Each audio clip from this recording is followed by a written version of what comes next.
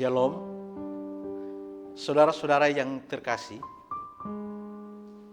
Tema perenungan kita pada saat ini yaitu bermegah pada salib Kristus. Saudara, dunia yang kita jalani saat ini semakin maju, semakin hebat dalam berbagai sendi kehidupan.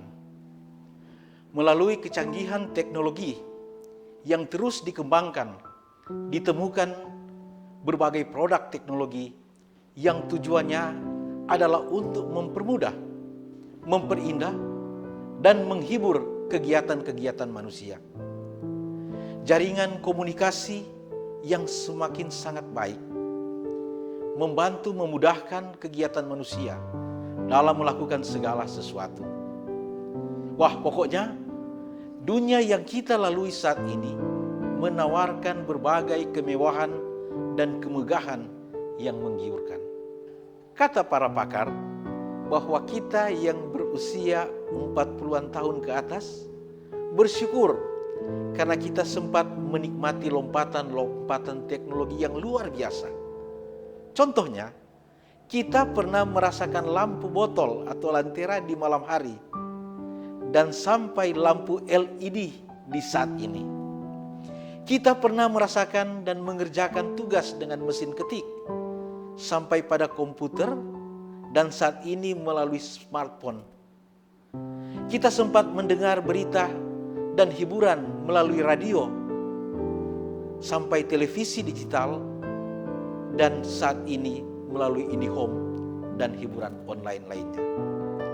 Bahkan di tengah pandemi COVID-19 saat ini, kita masih boleh bekerja dari jarak yang jauh, melakukan pekerjaan kantor atau sekolah dari rumah dengan menggunakan media Zoom atau WhatsApp dan lain sebagainya. Inilah dunia saat ini yang kita nikmati dengan membawa segala tawaran dan kemegahan.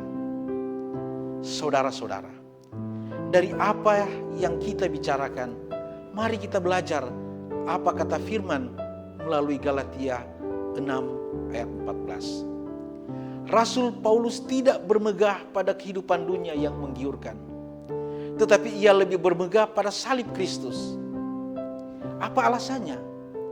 Sementara dunia ini juga diciptakan Tuhan, di mana kita harus tinggal di dalamnya dan menikmatinya. Sementara salib adalah lambang penderitaan. Apakah hidup orang Kristen identik dengan penderitaan? Mengapa kita harus bermegah pada salib Kristus? Bukan pada kekayaan dan kekuasaan. Alasan Rasul Paulus benar, karena salib Kristus adalah bentuk dari kasih sayang. Karena kasih sayang Allah, maka ia rela datang dalam penderitaan melalui jalan salib untuk menyelamatkan manusia dari dosa dan penderitaan abadi.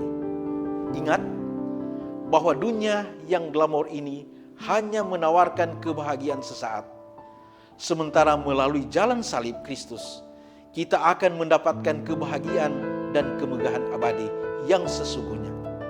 Itulah alasan Rasul Paulus mengapa ia memilih bermegah dalam salib Kristus. Karena ia tahu kemegahan sesungguhnya adalah salib Kristus yang membawa pada keselamatan dan kebahagiaan kekal. Saudara-saudara yang kekasih, Tuhan memberikan akal dan kepandaian kepada manusia untuk menjadikan dunia ini semakin maju. Tetapi kita harus menyadari bahwa dunia yang diciptakan Tuhan bagi kita hanya sementara saja, tidak untuk seterusnya, sebab segala sesuatu akan berakhir. Oleh karena itu, tugas kita harus hidup dan berkarya sambil menghadirkan shalom, damai sejahtera di dunia ini. Tentu hasil karya manusia diciptakan untuk tujuan yang baik. Tetapi karena keinginan dunia yang tak terkendali, banyak disalahgunakan untuk kepentingan-kepentingan sesaat yang hanya menguntungkan diri sendiri atau kelompok tertentu dan merugikan orang lain. Keegoisan, keserakahan manusia membuat dunia semakin tidak bersahabat. Kekerasan dan penindasan, bahkan perang dan kerusuhan terjadi di berbagai belahan dunia. Saudara-saudara, apa tugas kita selaku gereja? Tugas kita selaku gereja dan warga gereja tentunya berpola pada pandangan Rasul Paulus untuk menjadikan salib Kristus sebagai lambang kemegahan. Itu berarti bukan kita harus terus hidup dalam penderitaan, akan tetapi memberikan pembelajaran yang benar melalui sikap dan keteladanan Kristus, bahwa melalui salib Kristus dunia dan manusia diselamatkan untuk kehidupan kekal. Gereja Masihi Injili di Wola-Mongondo yang baru saja menyelesaikan pemilihan dan pembaruan pelayan khusus, pengurus persekutuan, komisi umum untuk 5 tahun ke depan, 2020 sampai 2025. Tentu mempunyai tugas yang berat, tetapi menyenangkan jika dijalani dengan tulus dan penuh kasih untuk melakukan kehendak Allah. Kiranya melalui gereja Tuhan di dalamnya Gemibem, dunia semakin baik melalui kehadiran para muridnya yang baru diteguhkan dan dilantik untuk mengerjakan pekerjaan Tuhan yang mulia. Selamat bekerja di ladang Tuhan.